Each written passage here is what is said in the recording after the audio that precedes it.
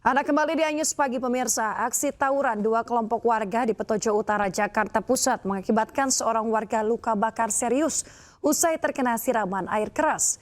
Polisi yang bergerak cepat berhasil meringkus pelaku penyiraman di kawasan Bogor, Jawa Barat.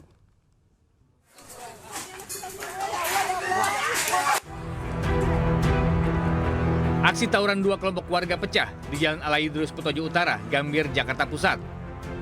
Kedua kelompok saling serang di tengah pemukiman padat penduduk menggunakan senjata tajam, batu, hingga air keras. Meski belum diketahui penyebabnya, namun akibat tawuran ini, seorang warga yang berusaha melerai malah mengalami luka bakar di bagian dada dan kepala akibat terkena siraman air keras. Korban sempat dievakuasi ke rumah sakit untuk mendapat pertolongan medis. Hanya dalam waktu 2 kali 24 jam, polisi meringkus terduga pelaku penyiraman air keras di kawasan Kabupaten Bogor, Jawa Barat. Pelaku diamankan saat bersembunyi di sebuah gubuk tua di tengah hutan. Keduanya diancam pasal penganiayaan berat karena mengakibatkan korban mengalami luka bakar. Dari Jakarta, Rani Sanjaya, Anyus melaporkan. Polisi menggerebek lokasi perjudian di kisaran Kabupaten Asahan, Sumatera Utara. Selain menjaring para pemain, polisi turut menyita sejumlah barang bukti uang dan juga peralatan judi.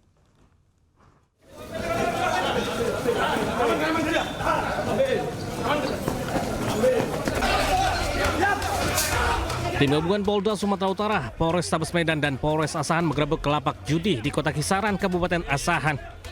Sejumlah pemain judi kocar-kacir saat mengetahui kedatangan petugas.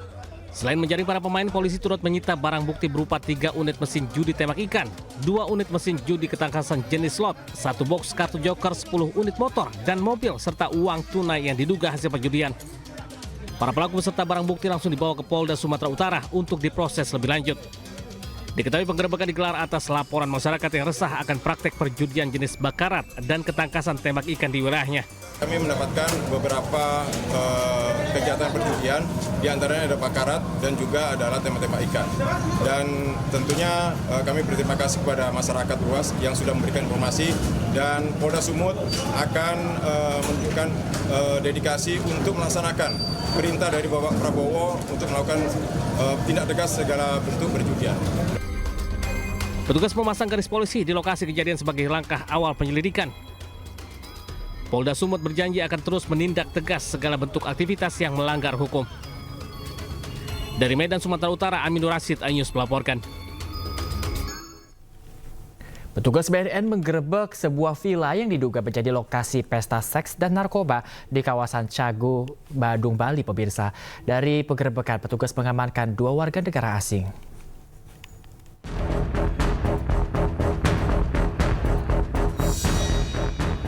Badan Narkotika Nasional Provinsi Bali menggerebek sebuah villa di kawasan Canggu, Badung, Bali yang diduga dijadikan lokasi pesta seks dan narkoba. Petugas menggeledah dan melakukan tes urin.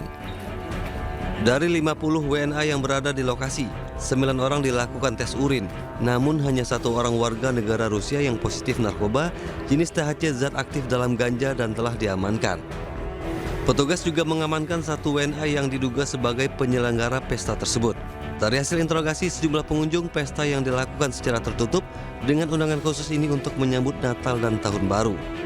Para peserta juga diwajibkan membayar sejumlah uang untuk bisa bergabung. Kemudian nanti akan kita dalami sejauh mana peran daripada yang organisir daripada kegiatan tersebut. Ya, dia mengaku menyewa tempat itu, villa itu, kemudian dia menyebarkan undangan untuk melaksanakan kegiatan party. Yang sejauh ini kami tanya kepada yang bersangkutan adalah partinya dalam rangka menyambut Nataru, seperti itu. Penggerebekan berawal dari pengintaian dan informasi dari masyarakat. Dilakukan dalam rangka menjaga keamanan dan ketertiban menjelang perayaan Natal 2024 dan Tahun Baru 2025, khususnya dari ancaman penyalahgunaan dan peredaran gelap narkoba. Dari Badung, Bali, Indira Ari, Ainis melaporkan.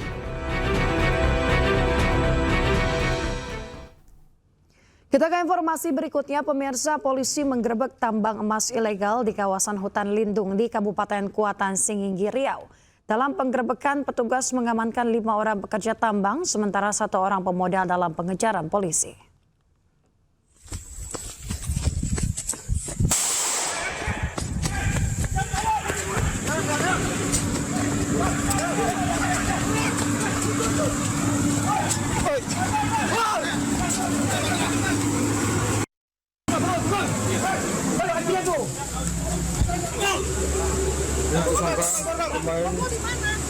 Tambang emas ilegal di hutan Margasatwa.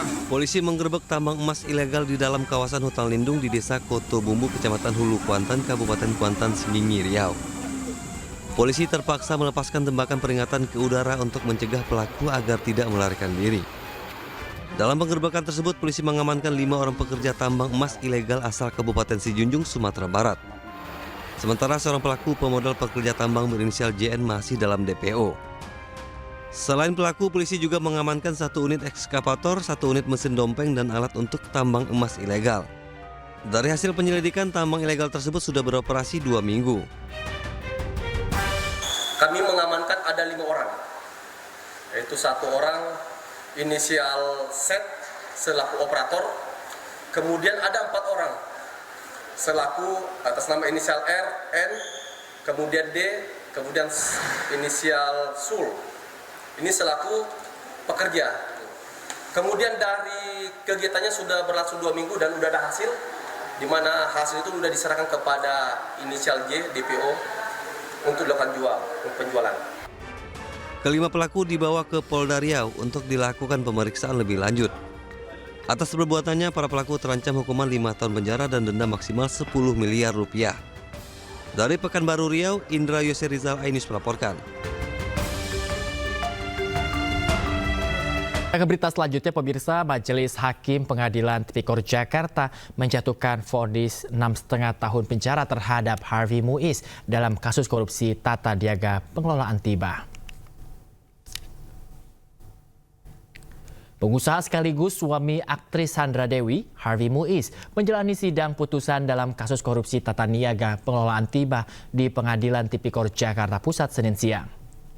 Dalam amal putusannya, Majelis Hakim menyatakan Harvey Muiz terbukti bersalah melakukan tindak pidana korupsi dan pencucian uang dan menjatuhkan vonis hukuman 6,5 tahun penjara. Suami aktris Sandra Dewi ini juga diwajibkan membayar denda sebesar 1 miliar rupiah dan uang pengganti senilai 210 miliar rupiah. Apabila tidak dibayar, maka harta bendanya akan dirampas dan dilelang untuk mengganti kerugian negara. Dan bila jumlah hartanya tidak mencukupi, maka diganti hukuman penjara. Atas vonis yang dijatuhkan tersebut, Harvey Muiz menyatakan masih pikir-pikir apakah akan mengajukan banding atau tidak. Mengadili, 1 menyatakan terdakwa Harvey Muiz terbukti secara sah dan meyakinkan bersalah melakukan tindak pidana korupsi yang dilakukan secara bersama-sama dan melakukan tindak pidana pencucian uang yang dilakukan secara bersama-sama sebagaimana dalam dakwaan ke-1 primer dan dakwaan ke-2 primer. 2 menjatuhkan pidana kepada terdakwa dengan pidana penjara selama 6 tahun dan 6 bulan dan denda sebesar 1 miliar rupiah dengan ketentuan apabila denda tersebut tidak dibayar akan diganti dengan pidana kurungan selama berapa tadi, Pak? 2 tahun. Bukan yang ini. Ya, 6 ya. Selama 6 bulan. Menghukum terdakwa untuk membayar uang pengganti kerugian keuangan negara sebesar 210 miliar rupiah dengan ketentuan jika terpidana tidak membayar uang pengganti selama paling lama 1 tahun setelah putusan pengadilan. Kami lihat pertimbangannya seperti apa. Karena upaya hukum itu disediakan oleh peraturan perundang-undangan, apakah nanti kita akan mengajukan keberatan terhadap harta tersebut atau tidak. Ini semua akan kami pertimbangkan dalam waktu 7 hari ke depan. Tunggu pertimbangannya dulu, salinan putusannya. Kami ada waktu 7 hari untuk pikir-pikir dan setelah itu kami akan tentukan upaya hukum apa yang akan kami lakukan. Demikian ya. Pemirsa, sebelumnya kasus korupsi komoditas timah telah menjerat sebanyak 22 tersangka. Kerugian negara yang ditimbulkan akibat korupsi tersebut bernilai fantastis 300 triliun rupiah dan melibatkan suami Sandra Dewi, Harvey Muiz.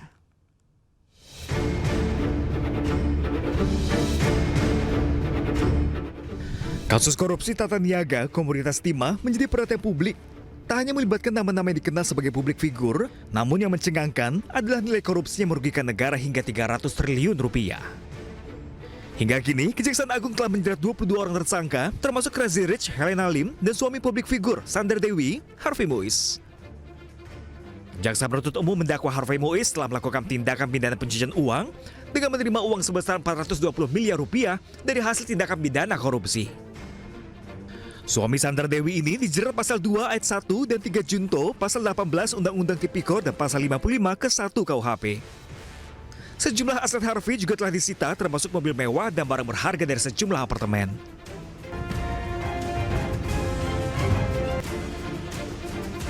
Selain itu, istri Harvey, Sandra Dewi, juga beberapa kali diperiksa terkait asal-usul aset dan dugaan TPPU yang menjerat suaminya.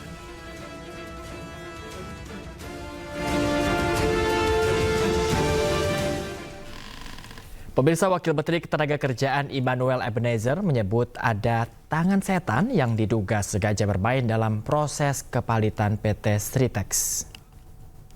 Yang pertama, kami menduga dugaan. Dalam proses kepalitan ini ada tangan setan yang bermain.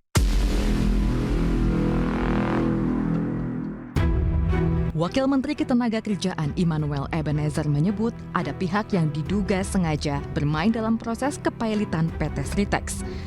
Hal tersebut disampaikan Wamenaker saat ditanya awak media tentang sikap Presiden Prabowo soal PT Sritex.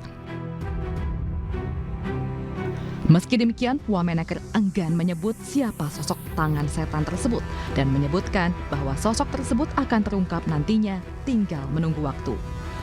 Pada kesempatan itu, Wamenaker juga memastikan komitmen Presiden Prabowo Subianto bahwa buruh Sritex tidak akan di-PHK. Yang pertama, kami menduga dugaan. Dalam proses kepalitan ini ada tangan setan yang bermain. Itu harus dicatat. Kedua, soal sikap Presiden, saya rasa sikap Presiden tidak berubah. Yaitu tidak ada PHK. Pemerintah melalui Kementerian Perindustrian berupaya menyelamatkan PT Sri Rejeki Isman Tbk atau Sritex dari kondisi pilot.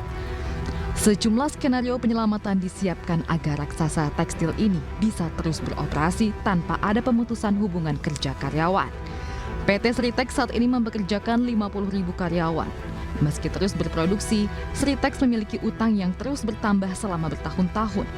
Dari laporan keuangan terbaru, PT Sritex saat ini memiliki utang sebesar 25 triliun rupiah ke sejumlah pihak. Tim Liputan iNews melaporkan.